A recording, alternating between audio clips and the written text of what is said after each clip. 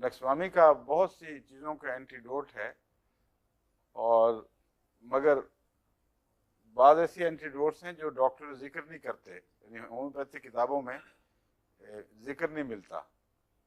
खास किस्म की एलर्जीज का भी एंटीडोट है ये।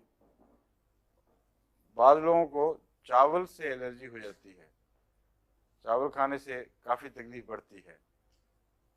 गोश्त से एलर्जी हो जाती है, गोश्त से बाज़ तकलीफें बढ़ जाती हैं। नक्सवामिका का आपको चावलों में कहीं जिक्र नहीं मिलेगा, गोश्त में मिलता है।